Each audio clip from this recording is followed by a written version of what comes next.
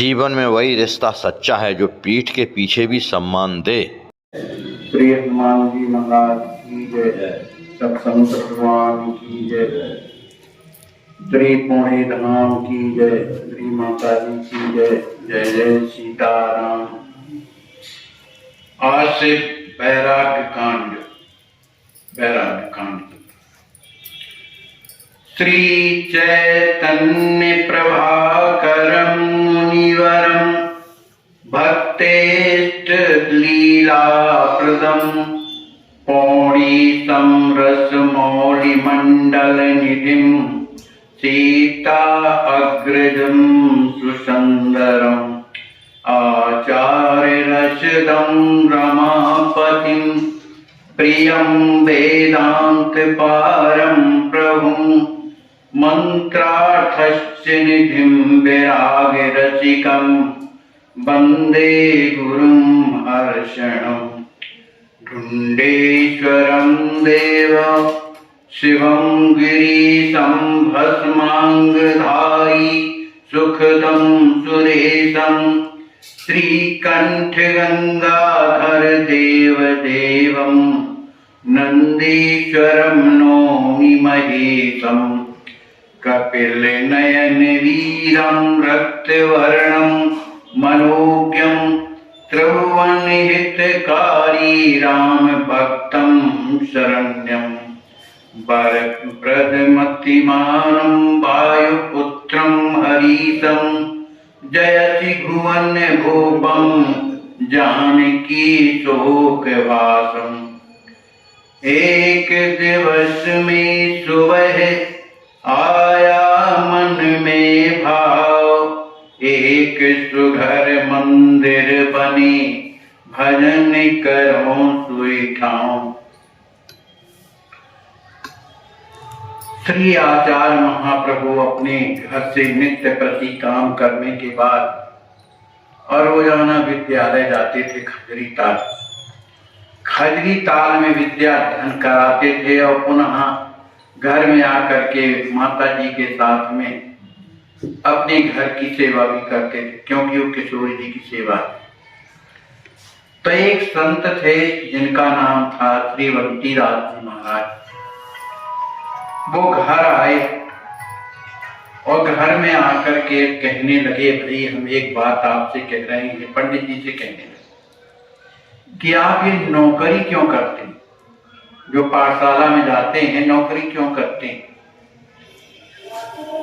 तो पंडित जी ने कहा कि प्रभु इसलिए करते हैं, साधु संत घर में आते हैं और दूसरी बात किशोरी जी की समैया भी करनी पड़ती है, तो ये सेवा भी है और समैया के कारण कुछ ना कुछ उपार्जन हो जाता है, उसी लिए ये सेवा चलती रहती।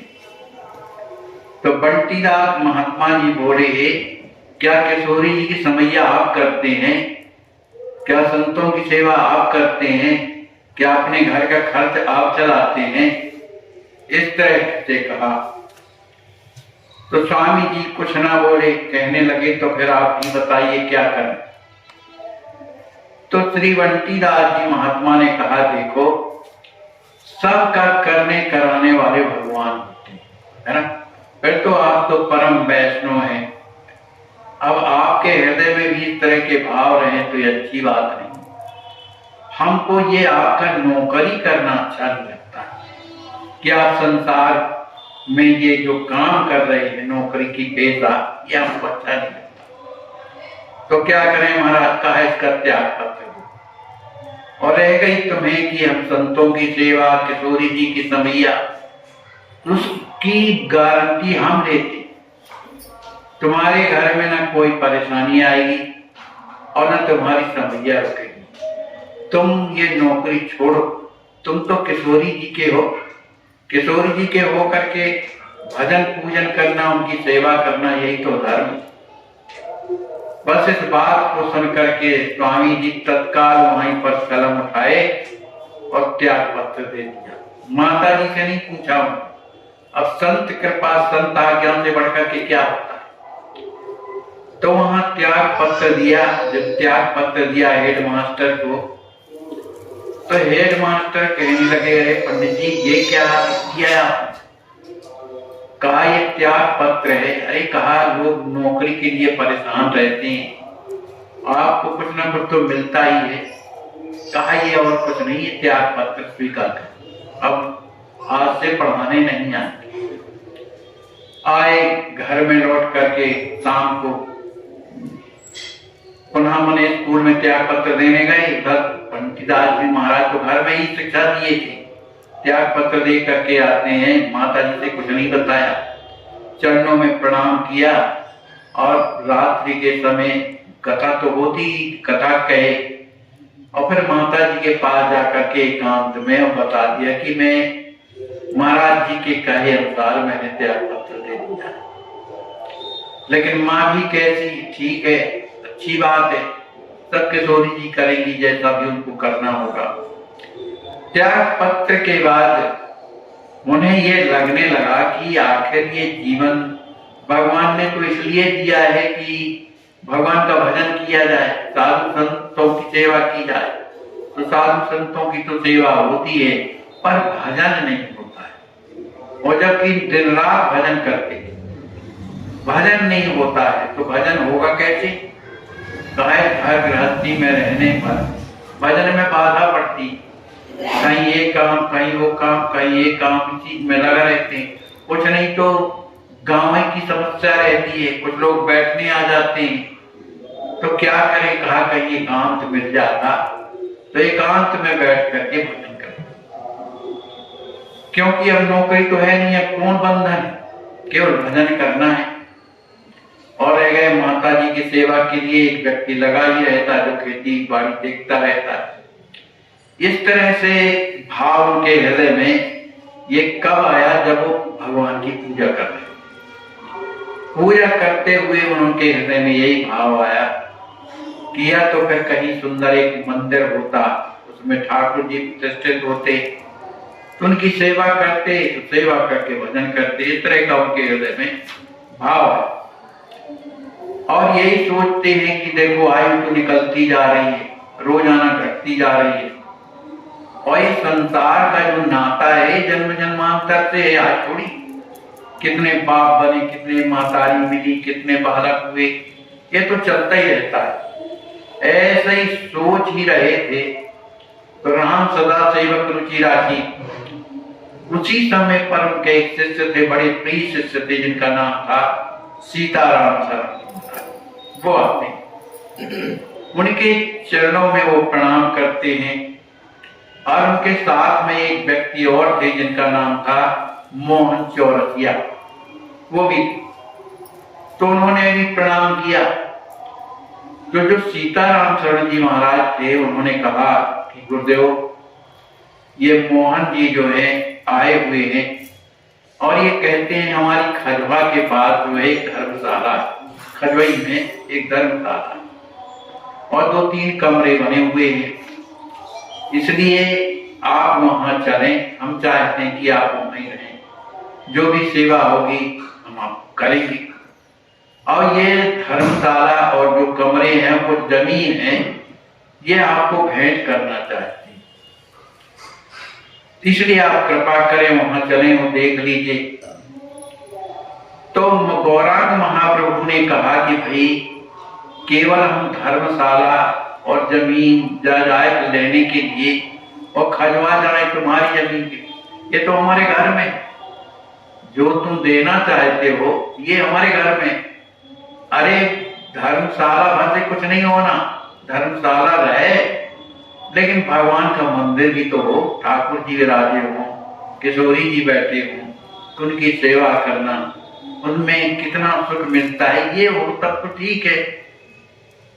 तो चौरसिया जी ने कहा कि प्रभु अगर ऐसी बात है तो हम आपको 3000 रुपए देते हैं, उस समय के 3000 बहुत है, आप मंदिर बनवाइए चल करके वहां पर, और फिर विग्रह जो है जहां से आप कहें वहां से विग्रह बनवा के लाया जाए, बाकी संपूर्ण खर्चा हम देंगे, और आप वहां चल करके सत्संग की, संतों को भगवान की कथा सुनाइए, जिससे सभी लोगों का मन प्रसन्न हो, सबकी स्थितियां बदले।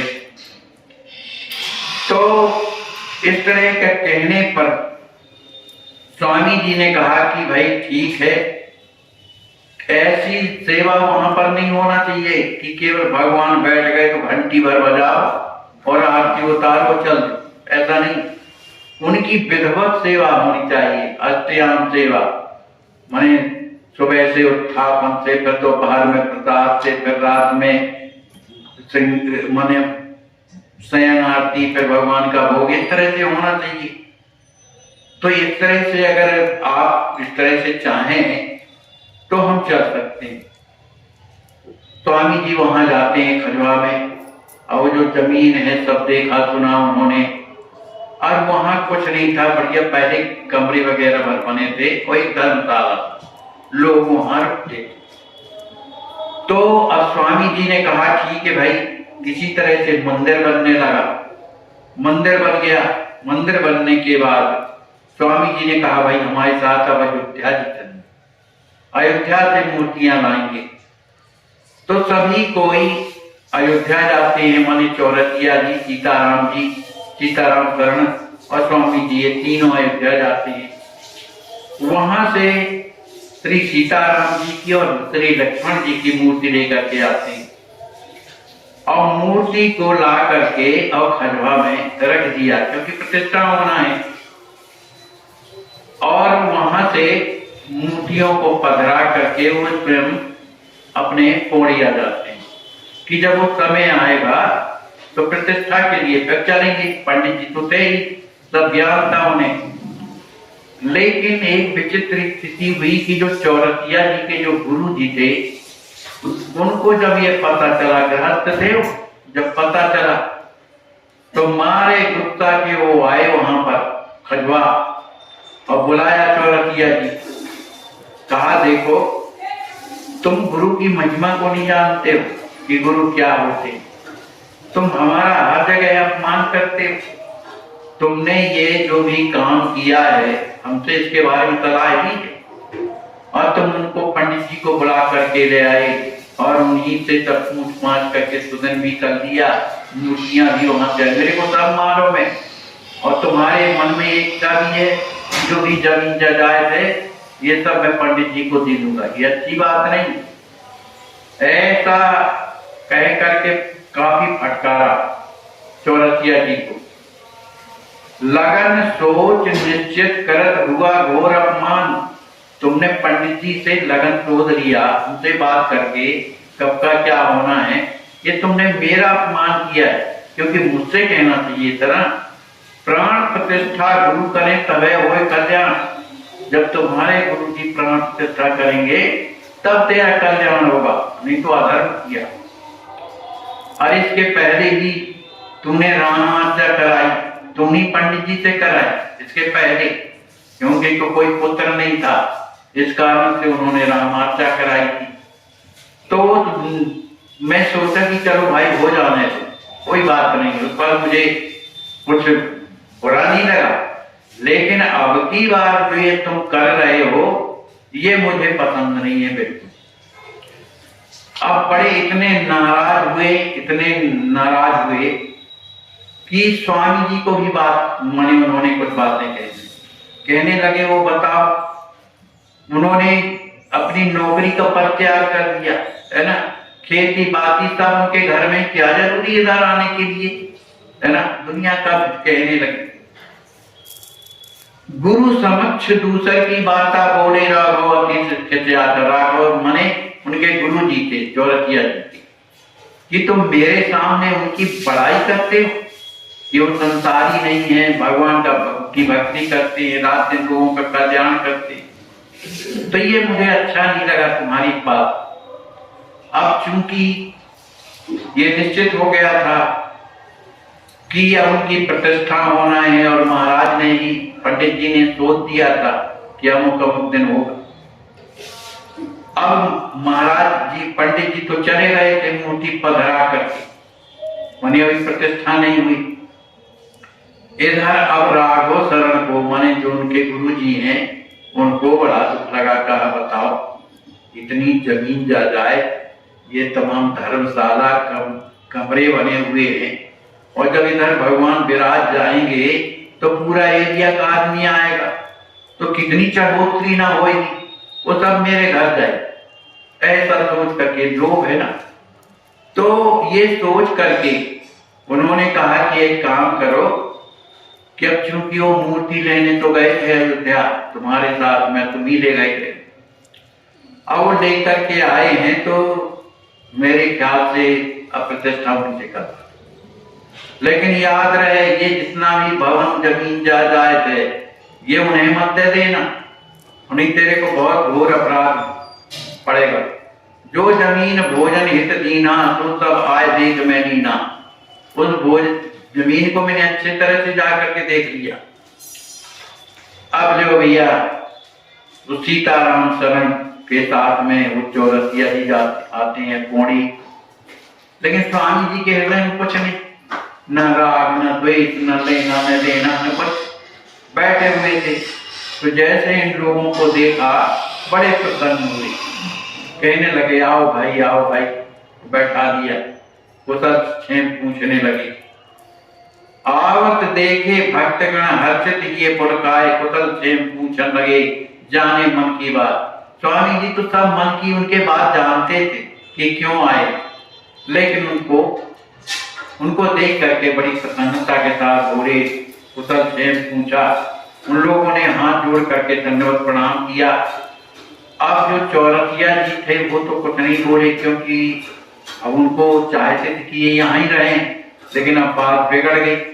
तो जो सीताराम जी थे, जो स्वामी जी के शिष्य थे, उन्होंने कहा कि महाराज आप जो है अब आपको वहां चलना। इनके गुरु जी इतने नाराज हुए, पूरी बात नहीं बताई, लेकिन बड़े नाराज हुए इनके ऊपर।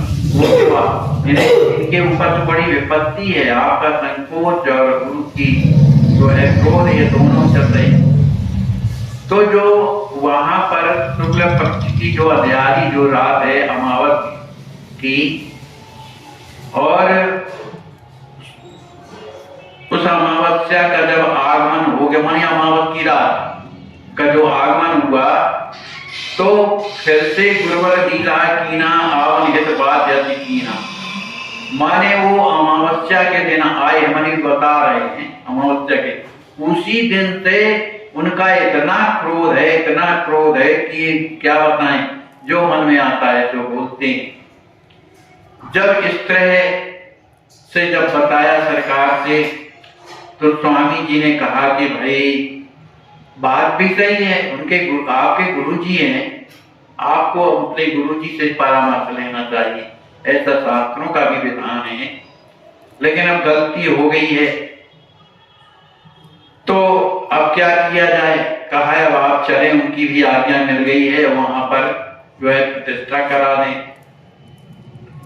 कहें सुनो भाई, चलने में एक परेशानी ये है कि आपके गुरुजी तो वैसे नाराज हैं, वो जानते हैं कि ये जमीन जगह के कारण इधर आ रहे हैं क्योंकि इधर मिलना है, तो हमारे अंदर ये बिल्कुल भाव नहीं कि हमको जमीन मिले, जायदाद मिले, मंदिर मिले, हमारी कोई आकांक्षा नहीं। उन लोगों ने प्रार्थना किया कि अब क्योंकि ठाकुर जी आ गए हैं इसलिए आप उनको पधरवा दीजिए। तो स्वामी जी ने कहा है कि भाई उनसे तो हमारा संबंध है, मन श्री किशोरी जी से, राम जी से, लक्ष्मण जी से तो हमारा संबंध है, तो हम तो जाएंगे प्रतिष्ठा कराने के। तो सुनत प्रतिज्ञा मन अनुमति दीना प्रातः काल गवन सकी, उन्होंने अनुमति दी, ठीक है भाई हम सुबह आएंगे, आप लोग जाइए। अब सुबह जब हुआ तो स्वामी जी वहां से चल के पौड़ी से खजुआए आए, और जब खजुआए आते हैं तो वहां का जन समाज, गांव अगल बगल के जितने लोग थे सब सुना कि पंडित जी आए हैं पौड़ी वाले, बिल्कुल इतने उमड़े, उधर भर गया पूरा मंदिर। इसको देख करके गुरु जी तो और जल गए कि जब इतनी बड़ी प्रतिष्ठा इसकी है, तो अब जब ये मंदिर की प्रतिष्ठा हो जाएगी, भगवान विराज जाएंगे, तब तो ये सब लोग आएंगे और काफी पैसा जुड़ेगा। इतना पैसा आएगा कि मेरे पास तो रखने की जगह नहीं हो। इस तरह से अपने मन की बात सोच रहे थे। जब गुरुदेव मुनि अब समय आ गया प्रतिष्ठा का, तो गुरु जी अपने शिष्यों के साथ में आए। कौन? चौरसिया के गुरु अपने शिष्य, उनके बहुत से शिष्य थे उधर, तो शिष्यों के साथ आए। तो चौरसिया जी ने उनका सत्कार किया और बढ़िया आसन लगा दिया कि गुरु जी नाराज ना हो, और डर डर के काम कर रहे। इधर जो है प्रतिष्ठा की तैयारी चल रही है। कोई स्वस्तन वाचन कर रहा है, कोई तर्पण कर रहा है, कोई मंडप बना रहा है, कोई वाद्य बजा रहा है, कोई गृह वस्तु की पूजा कर रहा है।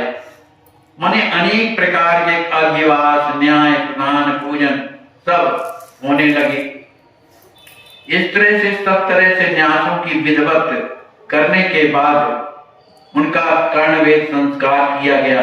स्वामी जी के माने जो विग्रह आए थे, उनका उपनयन संस्कार भी हुआ, श्री राम जी महाराज का, श्री लक्ष्मण जी महाराज का। और स्वामी